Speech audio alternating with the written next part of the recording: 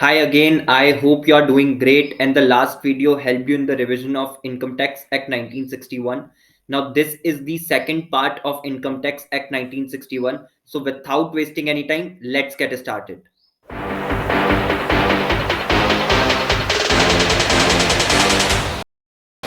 Second part of income tax act 1961 इसके अंदर हम सबसे पहले कवर कर रहे हैं power regarding discovery of production of evidence. इसमें लिखा है कि as per section number 131 subsection 1 जो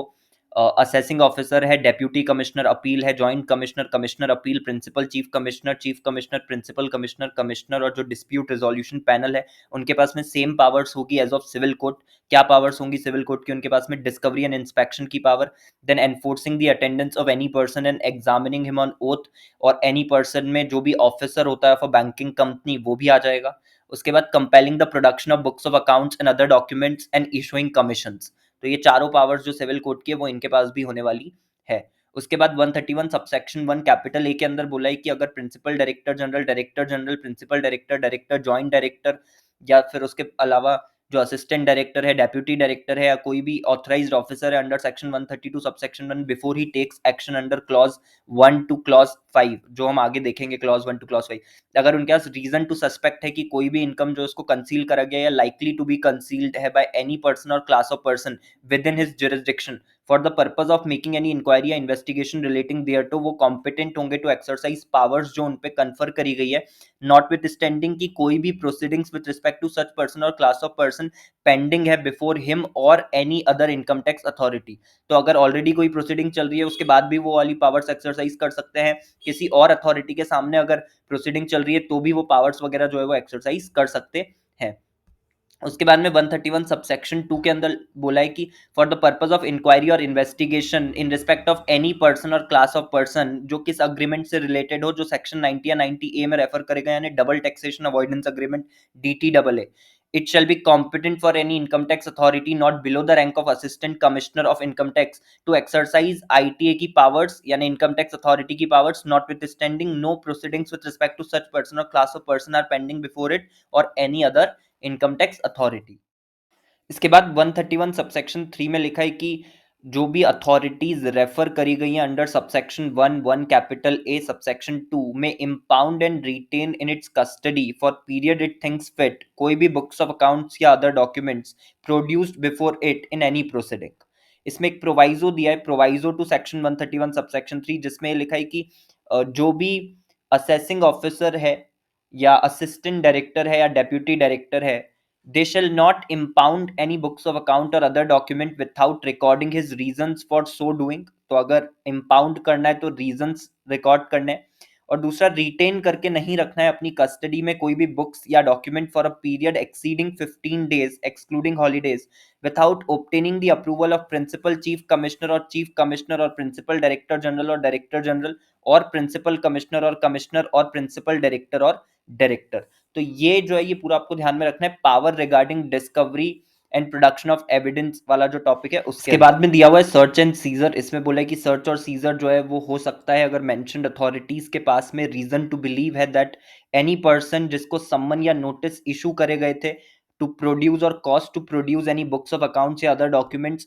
वो फेल हो गया है प्रोड्यूस करने में, उसने ओमिट कर दिया है उनका प्रोडक्शन। उसके बाद कोई भी पर्सन जिसको कि सम्मन या notice has been or might be issued will not or would not produce और cause to produce any books of account or other documents which will be useful for या relevant to any proceeding, and any person is in possession of any money, bullion, jewelry, other valuable article or thing which represents income और property जो कि disclose नहीं करी गई है। उसके इस बाद इसमें बोला है कि जो भी ऑफिसर्स मेंशन करे गए हैं वो ऑफिसर्स क्या क्या कर सकते हैं। तो जो ऊपर रेफरेंस आया था कि क्लॉज 1 to 5 वाली चीज, वो ये क्लॉज 1 to 5 वाला पॉइंट है। These officers may enter and search any place, then break open the lock of any door, box, locker या safe, search any person who has got out of or is about to get into or is in any building, place, vehicle, या vessel, aircraft, then require any person in possession or control of any books of accounts or other documents maintained in form of e-record to afford the authorized officer necessary facility to inspect, then seize any such books of accounts, other document, money, bullion, jewelry except जो कि stock in trade represent करता हो business का, place identification marks and make note of N inventory. तो ये सारा काम जो है ये ऑफिसर्स कर सकते हैं। ये सारी चीज आपको ध्यान में रखनी है सर्च एंड सीजर के अंदर। इसके बाद में दिया एक्सटेंशन ऑफ ज्यूरिसडिक्शन। इसमें लिखा है कि कोई भी बिल्डिंग, प्लेस, वेसल, व्हीकल या एयरक्राफ्ट अगर within the area of jurisdiction of any principal, chief commissioner, principal commissioner या कमिश्नर है, लेकिन उनके पास में ज्यूरिसडिक्शन नहीं है ओवर द पर्सन, तो notwithstanding anything contained in section number 120, it shall be competent for him to exercise power, जहां पर उसके पास रीजनेबल ग्राउंड है बिलीव करने का that delay in getting authorisation from the concerned authority. कौन सी कंसर्न अथॉरिटी? जिसका कि उस पर्सन के ऊपर जुरिस्डिक्शन हो, may be prejudicial to the interest of revenue. तो अगर कुछ अथॉरिटीज है, ठीक है, प्रिंसिपल, चीफ कमिश्नर या फिर प्रिंसिपल कमिश्नर या कमिश्नर, इनका जो जुरिस्डिक्शन है वो बिल्डिंग, प्लेस, व्हीकल, वेसल और एयरक्राफ्ट पर तो है, लेकिन उस पर्सन पे नहीं है। पर्सन पे किसी और अथॉरिटी का क्या है? जुरिस्डिक्शन है, और उनको लगता है कि वहां से ऑथराइजेशन लेने में टाइम लग जाएगा जो कि प्री जुडिशियल होगा to the interest of revenue, तो वो पावर्स वगैरह जो है वो एक्सरसाइज कर सकते हैं उस पर्सन के ऊपर भी। तो ये आपको याद रखना है एक्सटेंशन ऑफ जुरिस्डिक्शन के अंदर। इस पे केस स्टडी जो है वो आ सकती है, तो ये एक इंपॉर्टेंट पॉइंट हो जाता है from the point of view of case study. इसके बाद इसमें दिया है examine on oath. Examine on oath में लिखा है कि कोई भी ऑथराइज्ड ऑफिसर जो है वो एग्जामिन कर सकता है ओथ पर किसी भी पर्सन को जो कि पोजेशन या कंट्रोल में है of any books, document, money, bullion, jewellery, other valuable article और थिंग। जो स्टेटमेंट वो देगा उसको एविडेंस में इस्तेमाल करा जा सकता है। और दूसरी चीज, not only in respect of any books of account या अदर डॉक्यूमेंट और असेट्स उसका एग्जामिनेशन हो सकता है, but also in respect of all other relevant matter भी उसका एग्जामिनेशन जो है वो करा जा सकता है। तो जो भी books, document, money, bullion, jewellery, other valuable article या थिंग उसके पोजीशन और कंट्रोल में है, उसके लिए तो उसका एग्जामिनेशन करा ही जा सकता है। उसके अलावा भी जितने मैटर्स है उसके लिए भी उसका एग्जामिनेशन जो है वो करा जा सकता है, और जो भी स्टेटमेंट वो देगा एग्जामिनेशन के दौरान उसको एविडेंस में इस्तेमाल करा जा सकता है। ये आपको याद रखना है एग्जामिन ऑन ओथ के अंदर।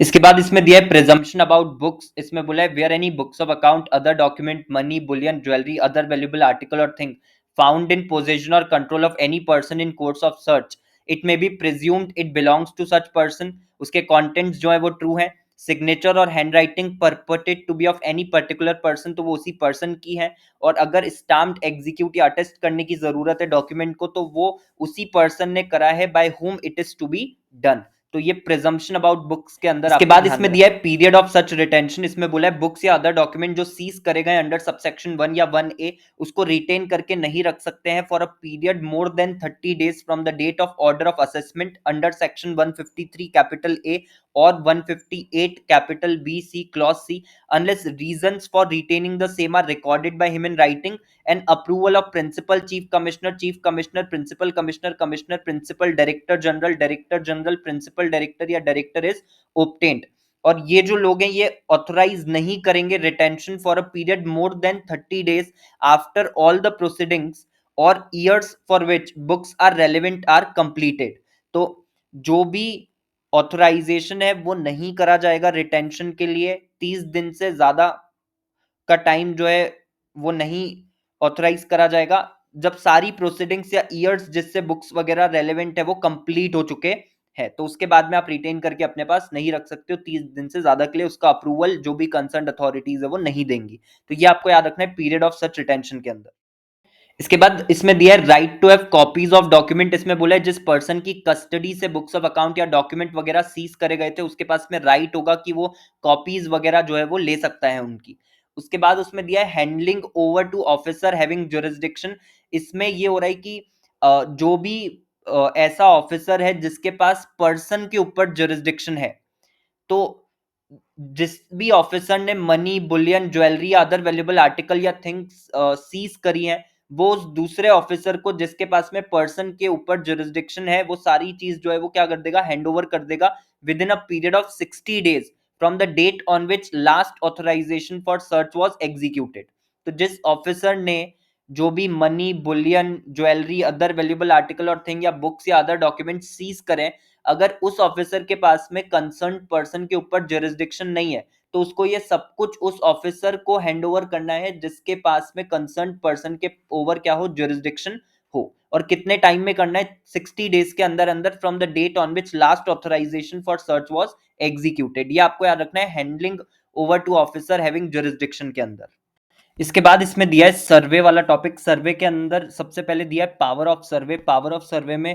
133 कैपिटल ए में ये लिखा है कि इनकम टैक्स अथॉरिटी जो है वो एंटर कर सकती है किसी भी प्लेस में within the limits of the area assign to him, और any place occupied by any person in respect of whom he exercises jurisdiction, or any place जिसके लिए he is authorised by ITA, जिसको assign करा गया है वो area within which such place is situated, या exercises jurisdiction in respect of any person. तो इसका मतलब हो गया एक आईटीए दूसरी आईटीए को ऑथराइज कर सकती है उस प्लेस में एंटर करने के लिए। अब ये जो भी प्लेसेस यहाँ पर बोली गई है, यहाँ इन प्लेसेस पे क्या हो रहा हो, जहां पर बिजनेस और प्रोफेशन और an activity for charitable purpose is carried on. इसके अलावा वो जगह भी यहाँ पर कवर हो जाएगी जहां पे books of accounts, other document, cash, stock या अदर वैल्यूएबल आर्टिकल और thing are kept, whether such place be the principal place or not, and require any proprietor, trustee, employee, any other person जो attend या help कर रहा है in carrying such business, profession or activity for charitable purpose, to give facility to inspect, to give facility to check and verify cash, stock, other valuable article or thing, and to furnish information as he may require in relation to useful or relevant matter। तो ये है सबसे पहले 133 capital ए के अंदर कि किसी भी प्लेस पर एंटर करके जहां पे बिजनेस, प्रोफेशन या कोई भी एक्टिविटी चैरिटेबल पर्पस की कैरी करी जा रही है, या फिर जहां पर भी books of accounts, other documents, cash, stock या अदर वैल्यूएबल और आर्टिकल रखे जाते हैं with respect to that business, profession और एक्टिविटी फॉर चैरिटेबल पर्पस, जो भी वहां का प्रोप्राइटर, ट्रस्टी, एम्प्लॉय या कोई भी दूसरा पर्सन है जो अटेंड या हेल्प कर रहा है उसको कैरी आउट करने में, उसको बोल सकते हैं कि इंस्पेक्शन करने में मदद करो और चेक और वेरीफाई करने में मदद करो, cash, stock, other valuable article और थिंग, और इन्फॉर्मेशन फर्निश करो जो कि यूजफुल या रेलिवेंट है। अब इसमें एक और इंपॉर्टेंट पॉइंट है जो कि वहां नहीं दिया हुआ है, जो मैनर ऑफ सर्वे का लास्ट पैराग्राफ है वहां पे ये लिखा हुआ है, जो कि रेलेवेंट है इस सेक्शन से 133 कैपिटल ए से, कि नो एक्शन अंडर सबसेक्शन 1, यानी 133 ए सबसेक्शन 1 में कोई भी एक्शन नहीं लिया जाएगा बाय द असिस्टेंट डायरेक्टर और डेप्यूटी डायरेक्टर और असेसिंग ऑफिसर या टैक्स रिकवरी ऑफिसर या inspector of income tax without obtaining the approval of joint director या जॉइंट कमिश्नर। तो अगर इन पांचों में से किसी को भी एक्शन लेना है तो पहले क्या चाहिए, जॉइंट डायरेक्टर या जॉइंट कमिश्नर का अप्रूवल चाहिए, उसके बाद ही में जो यहाँ पर लिखा हुआ है पावर ऑफ सर्वे के अंदर वो ये वाला काम कर सकते हैं, यानी प्लेस पर एंटर कर सकते हैं। तो ये आपको पावर ऑफ सर्वे के अंदर याद रखना है। उसके बाद दिया हुआ है time for survey. Time for survey section number 133 capital है सबसेक्शन 2। इसमें बोला है कि इनकम टैक्स अथॉरिटी जो है वो एंटर कर सकते हैं किसी भी प्लेस पे जहां बिजनेस या प्रोफेशन कैरी करा जा रहा है ड्यूरिंग ओपन आवर्स ओनली, और अगर कोई और प्लेस है, कोई और प्लेस मतलब चैरिटेबल एक्टिविटी के लिए जिस प्लेस का यूज हो रहा है, या कोई भी दूसरी प्लेस जहां पे books of account, other documents या कैश, स्टॉक या अदर वैल्यूएबल आर्टिकल और थिंग रखे गए जो हमने वन में डिस्कस करा था, उस प्लेस पे अगर एंटर करना है तो after sunrise and before sunset जो है वो एंटर कर सकते हैं। इसके बाद 133 सबसेक्शन 2 कैपिटल ए में लिखा है कि कोई भी ऑफिस या प्लेस वेयर बिजनेस या profession is carried on within the limits of the area assigned or any place for which IT is authorised required the deductor or collector or any person who at that time and place be attending in any manner to such work to afford him facility to inspect the books of account and to furnish the required information। तो ये आपको पूरा जो ये time of सर्वे के अंदर ध्यान में रखना है। इसके बाद इसमें दिया है manner of survey section number 133 capital A subsection 3। इसमें बोला है आईटीए में place identification marks on books of account, other document inspected and take extract and copies, then impound और रिटेन कर सकते हैं for such period as he thinks fit, कोई भी बुक्स या डॉक्यूमेंट्स जो उन्होंने इंस्पेक्ट करे हैं। सच ITS shall not impound any books of account or other document except after recording his reasons for so doing, and retain in his custody any books of account या other document for more than 15 days without the prior approval of principal, chief commissioner, principal director general, principal commissioner, principal director या director। then उसके बाद make an inventory of any cash, stock, other valuable article or thing checked or verified by him, and record the statement of any person which may be useful for या relevant to any proceeding. उसके बाद 133 capital है subsection 4 में लिखा है ITA को cash, stock, other valuable article और thing उस जगह से जहां वो एंटर हुए अगर मिलता है तो वो क्या करेंगे, they shall not remove the same. वो उसको रिमूव नहीं करेंगे। Shall on no account remove or cause to be remove from the place जहां पे उन्होंने एंटर कराए कोई भी कैश, स्टॉक या अदर वैल्यूएबल आर्टिकल या थिंग। उसके बाद 133 कैपिटल ए सबसेक्शन 5 में लिखा है कि एक्सपेंडिचर का अमाउंट यानी स्केल एंड नेचर जो असेसी ने इनकर करा है वो देखते हुए, ठीक है, अब किसी भी फंक्शन, सेरेमनी या इवेंट के हो जाने पर, तो कोई भी एक्सपेंडिचर का अमाउंट जो है, ठीक है, नेचर जो है उसको देखने के बाद में जो असेसी ने इनकर करा है किसी भी फंक्शन, सेरेमनी या इवेंट को लेकर के, आईटीए जो है वो after the function, ceremony or event require the assessee or any other person having information regarding the expenditure incurred to furnish information useful या relevant for proceeding and take assessee's statements which may be used in evidence. तो assessee ने कोई function, ceremony या event के लिए कोई expenditure करा, उस एक्सपेंडिचर का अमाउंट और नेचर देखते हुए जो भी इनकम टैक्स अथॉरिटी उनको लगता है कि हमको रेलेवेंट इंफॉर्मेशन वगैरह जो है वो असेसी से मांगना चाहिए, तो वो मांग सकते हैं। लेकिन वो कब मांग सकते हैं? आफ्टर द फंक्शन, सेरेमनी और sorry after the function, ceremony or event जो है वो खत्म हो जाए। तो फंक्शन, सेरेमनी, इवेंट खत्म होगा उसके बाद में ही ये चीज हो सकती है। तो आपको ये चीज ध्यान रखना है from the point of view of case study, ये थोड़ा सा इंपॉर्टेंट है, केस स्टडी में ये पूछा जा सकता है। उसके बाद 133 कैपिटल ए सबसेक्शन 6 में लिखा है person required to provide facility for inspection and to check verify any cash, stock, other valuable article और थिंग और टू फर्निश एनी इंफॉर्मेशन और to have his statements recorded either refuses और evades to do so, वो मना कर देता है ऐसा करने से। तो आईटीए जो है उसके पास में पावर होगी under section 131 subsection 1 for enforcing the compliance. 131 subsection 1 में जो भी पावर्स दी गई है वो सारी पावर्स का यूज करके आईटीए जो है वो एनफोर्स कर सकते हैं कंप्लायंस, यानी उस पर्सन को बोल सकते हैं कि उसको जो भी बुक्स वगैरह है या जो इंस्पेक्शन की फैसिलिटी प्रोवाइड करनी है, वेरिफिकेशन की फैसिलिटी प्रोवाइड करनी है, इंफॉर्मेशन देनी है, वो प्रोवाइड करना ही पड़ेगी। तो ये आपको पूरा याद रखना है मैनर ऑफ सर्वे के अंदर। I hope this video helped you in the revision of the provision discussed and get better understanding of the provision. Thank you so much for watching this video and I will see you in the next one.